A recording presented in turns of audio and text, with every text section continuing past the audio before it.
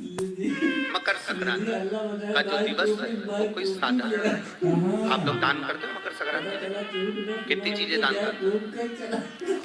आप लोग दान करते हो मकर संक्रांति में? कितनी चीजें दान करते हो? और सुहागन माताओं को देते हो ना? क्या देते हो? कितने देते हो? 13-14 कितने हैं? 14। कौन से पुराण में लिखा है कि 14 चीज देना चाहिए? 17 साल से अरे बोलते जाओ जरा जल्दी। बड़ी मुश्किल से तो पकड़ा ही नहीं आते हो तुम शिवरी नारायण वालों। 14 चीजें दान देना है। किस पुराण में लिखा है? कोई तुमसे पूछ सकता है तो महाराज आप कह सकते हो अग्नि पुराण में वर्णन आता है। कौन से पुराण में लिखा है? अग्नि पुराण में लिखा। देवऋषि नारद भगवान विष्णु के पास जाकर पूछते हैं नारायण कृपा करिए। भगवान विष्णु ने पूछा क्या बात है, बोलिए। देवऋषि नारद क्या चाहते क्या हो वो बताओ महाराज।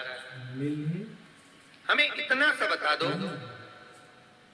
शिव जी के यहाँ जाते हैं तो पहले उनके द्वारपाल से पूछना पड़ता है अंदर जाने के लिए। ब्रह्मा जी के यहाँ जाते हैं तो ब्रह्मा जी के द्वारपाल से पूछना पड़ता है। इंद्र के यहाँ जाते हैं तो इंद्र के द्वारपाल से पूछना पड़ता है।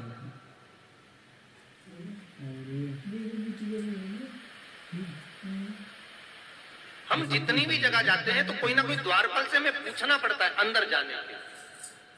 भगवान देवऋषि नारद कह रहे हैं नारायण से कुछ ऐसी कृपा कर दो कि हमें किसी से आज्ञा लेना ही नहीं पड़े। भगवान विष्णु तो उनकी बात को बस थोड़ा सा सुने और अंदर चले गए। नारद जी को लगा हमारा तो कोई जवाब ही नहीं दिया। नारद जी वहीं पर टिक गए, खड़े रहे,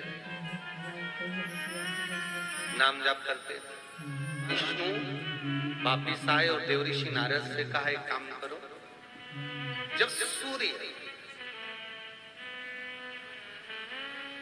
मकर में प्रवेश करते हुए उत्तरायण की ओर जावे, उस घड़ी उस पल में देवऋषि नारद तुम 14 बार भगवान के नाम का, शिव नाम का दान दे दीजिए। भगवान नारायण के नाम का, राम नाम का, कृष्ण नाम का दान दे दीजिए। अब देखो यहाँ पर ये नहीं लिखा कि प्लास्टिक का डब्बा दो, समझ लेना जी अच्छे से कि लोगों ने दान को कितना भ्रष्ट कर दिया वो बताया जा रहा है। अग्नि पुराण में ये नहीं लिखा कि तुम प्लास्टिक की चाय की चटनी दो 14, बाल्टी दो 14, या प्लास्टिक का डब्बा दो 14। यहाँ पर यह नहीं लिखा है कुछ।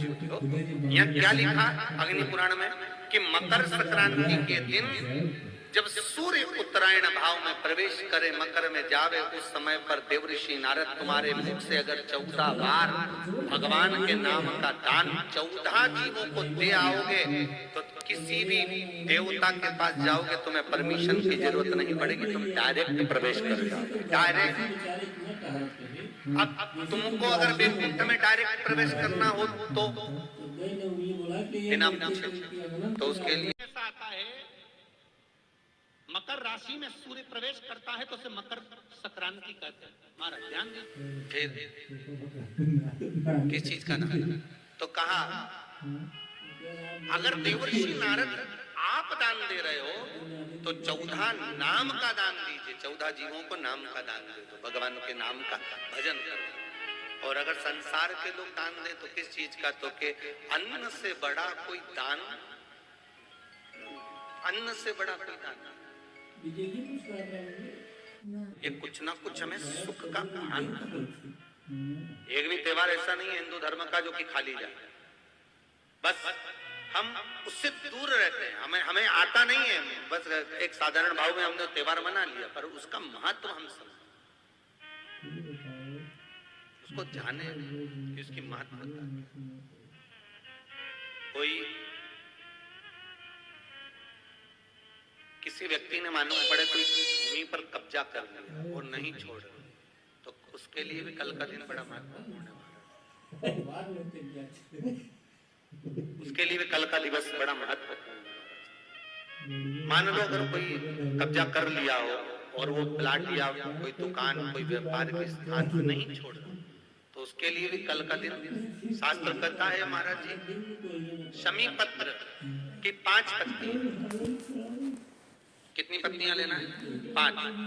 शमी पत्र की 5 पत्ती, बेल पत्र की 11 पत्ती।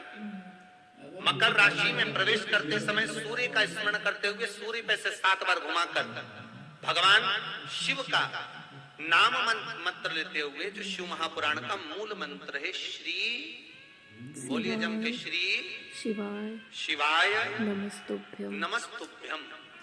शिव महापुराण के मूल मंत्र का स्मरण कर कर सूर्य पर से घुमाकर शंकर भगवान के शिवलिंग पर जो समर्पित कर देता है और चढ़ी हुई एक बेलपत्र शमी पत्र उस स्थान पर डाल देता है जो कब्जा नहीं छोड़ रहा, महाराज 6 महीने के अंदर वो कब्जा छोड़कर भागता नजर आता है। श्री शिवाय नमस्तुभ्यम।